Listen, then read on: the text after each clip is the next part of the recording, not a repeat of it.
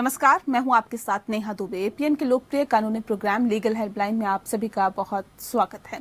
इसमें हमारे कानूनी विशेषज्ञ रोजमर्रा की जिंदगी की समस्याओं से जुड़े कानूनी मसलों पर आपकी शंकाओं का समाधान करते हैं। आप भी इस खास कार्यक्रम के माध्यम से जुड़ सकते हैं, फोन करके कानूनी राय दे सकते हैं। आज हम आपको SC/ST एक्ट से जुड़े हुए कानून की जानकारी देंगे, साथ ही इस मसले से जुड़ी हुई आपकी समस्याओं का भी समाधान करेंगे। SC/ST एक्ट कानून जो है वो अनुसूचित जाति और अनुसूचित जनजाति के लोगों की सुरक्षा के लिए 1989 में बनाया गया था। इसका मकसद है SC/ST वर्ग के लोगों के साथ ही अन्य वर्गों द्वारा किया जाने वाला भेदभाव और अत्याचार को रोकना। इस कानून में अनुसूचित जाति और अनुसूचित जनजाति वर्ग के लोगों को भी अन्य वर्गों के समान अधिकार दिलाने के प्रावधान बनाए गए हैं।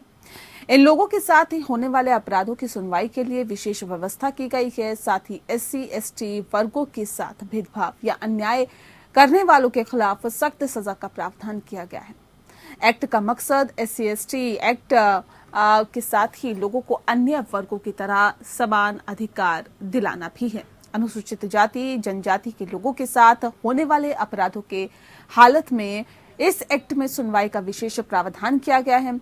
इसके तहत कठिन सजा भी इसका प्रावधान है। कोर्ट ने सरकारी कर्मचारी और सामान्य नागरिकों को गिरफ्तार करने से पहले अनुमति लेने की जरूरत को भी खत्म कर दिया है। इस कानून की ज्यादा जानकारी देंगे आज हमारे कानूनी विशेषज्ञ अधिवक्ता नवीन पांडे जी। नवीन जी, आपका बहुत स्वागत है। नवीन जी, आपको बताएंगे SC/ST एक्ट से जुड़े हुए कानून के बारे में और तफसील से इसके बारे में जानकारी देंगे। अगर आपका भी कोई इस विषय से जुड़ा हुआ कोई भी सवाल है तो आप कानूनी राय लेने के लिए हमें फोन कर सकते हैं। फोन लाइंस खुल चुकी हैं। तो नंबर्स आपकी टीवी स्क्रीन पर आप देख रहे हैं 012061273937। दूसरा नंबर हमारा है 012061273938। इन दोनों ही नंबर्स पर कॉल कर सकते हैं और कानूनी राय ले सकते हैं।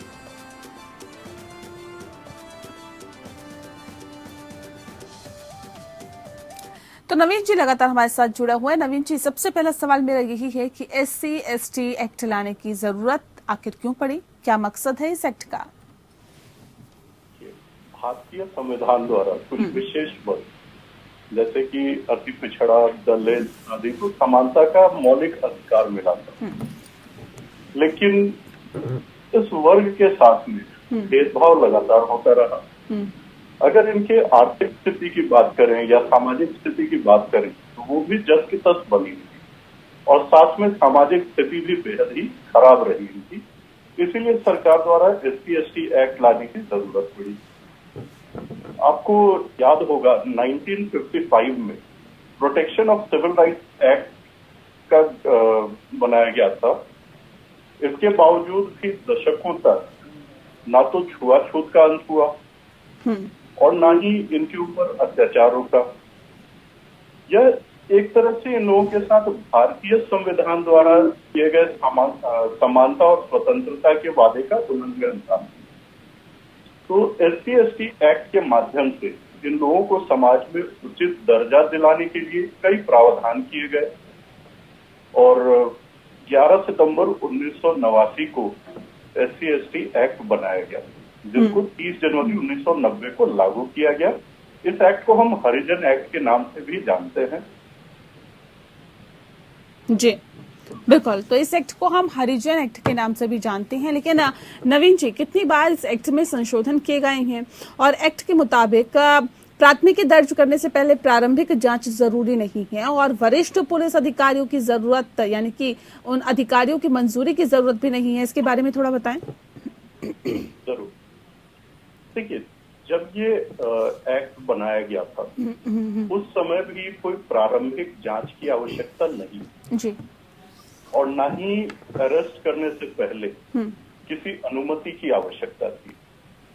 लेकिन मार्च 2018 में हमारे माननीय सुप्रीम कोर्ट के सामने एक मामला आया था जो था सुभाष काशीनाथ महाजन वर्सेस स्टेट ऑफ महाराष्ट्र।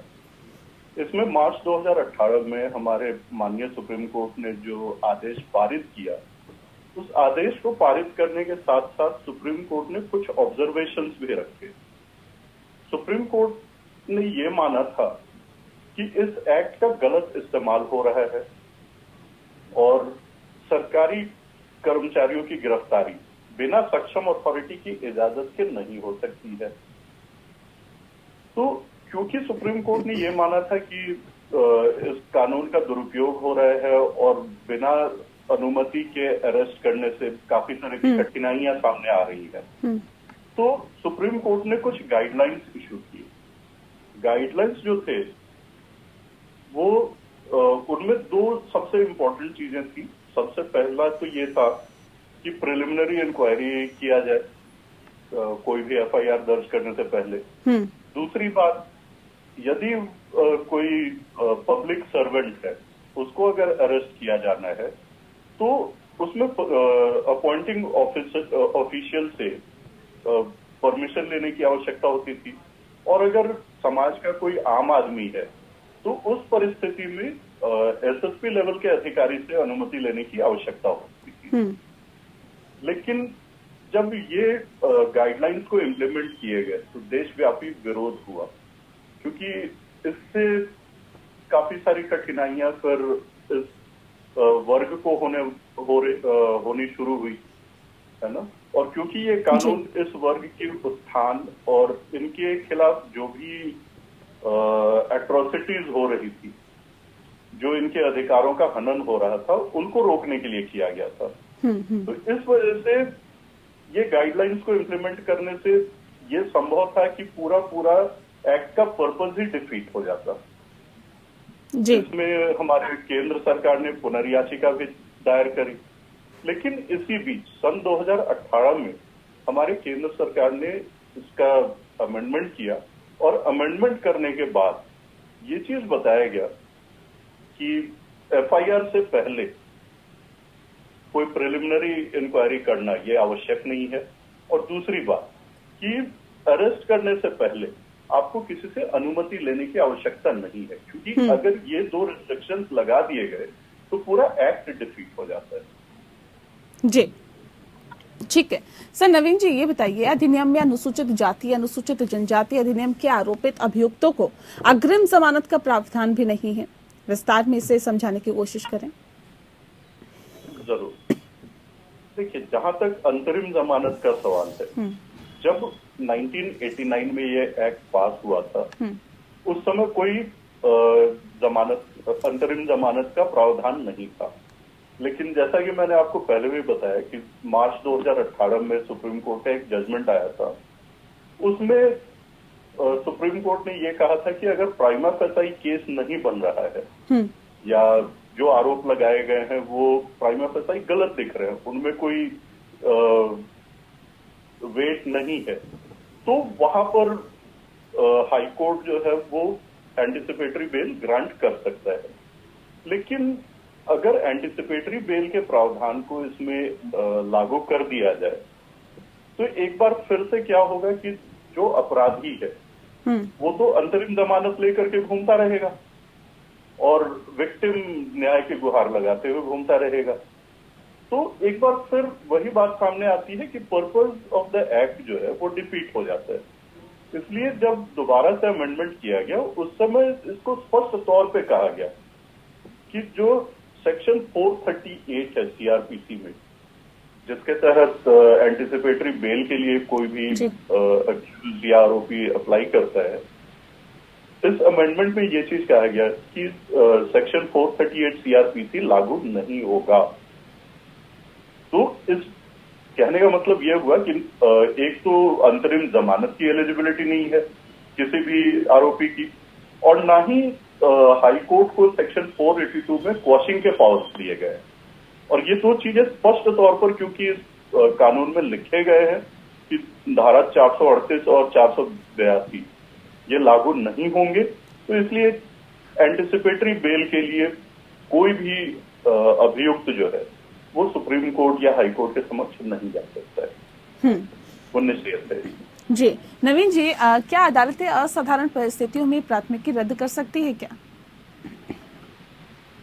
देखिए, कुछ परिस्थितियां ऐसी हैं जहां पर इसको रद्द किया भी जा सकता है, लेकिन वहां पर कोर्ट को भी बड़ी सावधानी पूर्वक परिस्थितियों को देखना होगा। अब जो परिस्थितियां हैं वो कुछ ऐसी हैं कि यदि प्राइवेट या सिविल नेचर के आरोप हैं तो उन परिस्थितियों में कोर्ट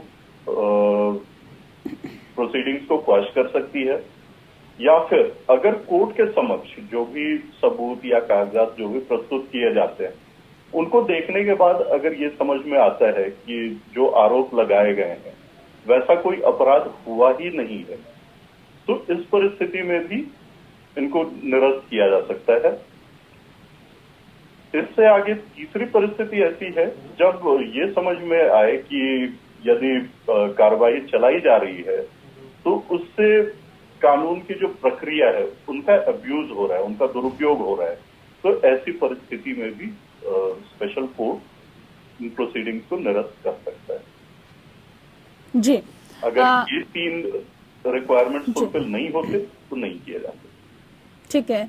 क्या इस एक्ट के तहत जाति सूचक शब्दों के इस्तेमाल पर भी प्रतिबंध होता है क्या, और अगर हाँ तो क्या सजा और जुर्माना होता है? देखिए, जाति सूचक शब्द यदि अवमानना की नियत से प्रयोग किए जा रहे हैं तो निश्चित रूप से वो अपराध है और इसके लिए आरोपी को सजा भी दी जाएगी। इसके लिए जो सजा है वो 6 महीने से लेकर के 5 साल के बीच में है। यदि आप धारा 3 से लेकर के 13 तक देखेंगे इस एक्ट का, तो उसमें हर तरह के अपराध जो है उनको डिफाइन किया गया है, बताया गया है कि किन किन परिस्थितियों में और कौन कौन से कृत्य जो है वो अपराध की श्रेणी में आते हैं, जिनमें से जाति सूचक शब्दों का प्रयोग भी अपराध की श्रेणी में रखा गया है। और इसके तहत धारा 3 से 13 तक में जो सबसे कम सजा है वो 6 महीने की है और अधिकतम सजा इसमें 5 साल की। जी, ठीक है। आज दरअसल बात हो रही है SC/ST एक्ट के बारे में और नवीन पांडे जी हमारे साथ लगातार जुड़े हुए हैं जो कि विस्तार से हमें जानकारी दे रहे हैं इस कानून के क्या कुछ प्रावधान है, क्या कुछ इस कानून के अंतर्गत आता है। नवीन जी, अच्छा ये बताइए कि SC/ST मामलों की सुनवाई सिर्फ कोर्ट में ही होती है क्या? जी, देखिए, सेक्शन 14 के तहत ये प्रावधान बनाया गया कि हर राज्य के हर जिले में स्पेशल कोर्ट्स एस्टैब्लिश किए जाएंगे। जी। इस प्रावधान में यह भी कहा गया है कि हर राज्य सरकार शीघ्र विचारण के लक्ष्य को हासिल करने के लिए उस राज्य के उच्च न्यायालय के जो मुख्य न्यायाधीश होते हैं उनकी सहमति से स्टेट गैजेट में अधिसूचना जारी करके किसी सत्र न्यायाधीश के लेवल के अधिकारी को स्पेशल जज नियुक्त करेगा और यही स्पेशल जज जो होते हैं सत्र न्यायाधीश के लेवल के, इन्हीं के कोर्ट में सुनवाई होती है। इसके अलावे और किसी कोर्ट में इसकी सुनवाई नहीं होती। जी, ठीक है। पीड़ित वर्ग को आर्थिक और सामाजिक पुनर्वास की क्या व्यवस्था की जाती है? देखिए, पीड़ित व्यक्ति के आर्थिक और सामाजिक पुनर्वास के लिए सबसे पहले तो हम बात करते हैं पीड़ित व्यक्ति के आर्थिक पुनर्वास की। जी जी। तो इस कानून में यह प्रावधान है कि जो भी पीड़ित व्यक्ति है उसको मुआवजा प्रदान किया जाए। ये हर राज्य सरकार में अपने अपने रूल्स बनाए गए हैं जिसके तहत स्कीम्स बनाए हुए हैं। तो अलग अलग राशि जो है वो तय की हुई है अलग अलग राज्य सरकारों द्वारा। तो जो पीड़ित होता है उनको एक तो ये कॉम्पेंसेशन प्रदान किया जाता है, एक फिक्स धनराशि होती है जो उन्हें दी जाती है। जहां तक गवाहों का सवाल है तो गवाहों को कोर्ट आने जाने के लिए यात्रा और भरण पोषण के व्यय की व्यवस्था की गई है जो कि उन्हें प्रदान की जाती है। इसके अलावा सामाजिक पुनर्वास की भी व्यवस्था है। सामाजिक पुनर्वास में इनको सुरक्षा मुहैया कराया जाना तथा जो आरोपी है उनसे दूरी कैसे बनाई जाए, इनके मान सम्मान की रक्षा कैसे की जाए, ये सब प्रावधान इस कानून में बनाए गए हैं। ठीक है सर, सुनवाई के दौरान पीड़ितों और गवाहों को कैसी सहायता सरकार की तरफ से दी जाती है, इसके बारे में थोड़ा बताएं। देखिए, इस कानून में मुफ्त विधि सेवा भी उपलब्ध कराई जाती है। अब मुफ्त विधि सेवा यदि उपलब्ध करा दी जाए तो किसी भी पीड़ित को खर्चे की चिंता करने की आवश्यकता नहीं होती और ये बहुत बड़ी एक सहायता हो जाती है। इसके अलावा जैसा मैंने पहले भी बताया था, मुआवजे का भी प्रावधान है ना। तो ये तो आर्थिक स्तर पर हो गया। इसके अलावा है कि अत्याचार, जो पीड़ित होते हैं जिनके ऊपर अत्याचार किया गया है, उनके लिए स्पेशल प्रोटेक्शन का भी प्रावधान है। वहां पर डीएम लेवल के अधिकारी और एसपी लेवल के अधिकारी इन चीजों को सुनिश्चित करते हैं कि इनके ऊपर किसी तरह का दबाव न बनाया जा सके, ताकि ये केस वापस ले जी और इनकी सुरक्षा कायम रहे। इन चीजों को सुनिश्चित किया जाता है। सर, इस एक्ट का एक और प्रावधान ये है कि उन क्षेत्रों का पता लगाया जाए जहां पर ये अत्याचार ज्यादा हो रहे हैं और उन्हें कैसे रोका जा सकता है, इस पर अमल किया जाए। इसके बारे में बताएं थोड़ा।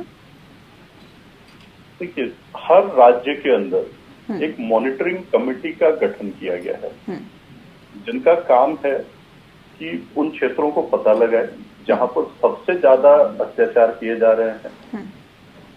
इसके अलावा जो मॉनिटरिंग कमेटी है, सबसे पहले तो ये बता दूं, इसमें 25 सदस्य होते हैं स्टेट मॉनिटरिंग कमेटी में, है ना। और इसको हम जानते हैं state monitoring and vigilance committee के नाम से। इसके अलावा डिस्ट्रिक्ट लेवल पर भी district monitoring and vigilance committee का गठन किया गया है। इसके अलावा डायरेक्टर ऑफ पब्लिक प्रोसिक्यूशन, इनको हर क्वार्टर में, हर 3 महीने में जितने स्पेशल पब्लिक प्रोसिक्यूटर्स अपॉइंट किए गए हैं इन केसेस को पीड़ित की तरफ से रिप्रेजेंट करने के लिए कोर्ट में, उनके साथ रिव्यू करना होता है। रिव्यू करके प्रोग्रेस भी देखना होता है।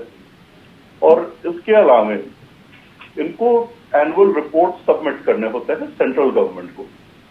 और सेंट्रल गवर्नमेंट जो ये रिपोर्ट्स होते हैं हर स्टेट की, इनको संसद के सदन में, जब संसद का सत्र चल रहा होता है, वहां पर इनको प्रस्तुत करती है, जिसकी वजह से पूरी ट्रांसपेरेंसी आ जाती है। और ये भी हमें टाइम टू टाइम पता चलता रहता है कि कितना प्रोग्रेस हो रहा है। ये चीजें सुनिश्चित करती हैं कि धीरे धीरे हम उन एरियाज को आइडेंटिफाई कर सके जहां पर पीड़न ज्यादा हो रहा है और उनको हम कंट्रोल भी कर सके। क्योंकि देखिए, सिर्फ आइडेंटिफाई करने से इस कानून का मकसद जो है वो हासिल नहीं हो सकता है, जब तक कि हम इस तरह के अपराधों को कम न कर सकें। बिल्कुल बिल्कुल। चलिए, बहुत शुक्रिया आपका नवीन पांडे जी, आप हमारे साथ इस खास कार्यक्रम के माध्यम से जुड़े। आपने बहुत विस्तार से, बहुत तफसील से SC/ST एक्ट के बारे में हमारे दर्शकों को जानकारी दी और उनको बताया कि ये कानून क्या है, इसमें क्या प्रावधान होता है, सजा का क्या प्रावधान है और कैसे इस केस को आगे चलाया जाता है और कब कब इस केस को दर्ज किया जाता है। बहुत शुक्रिया आपका हमारे साथ इस खास कार्यक्रम में जुड़ने के लिए। लीगल हेल्पलाइन में फिलहाल इतना ही। नमस्कार।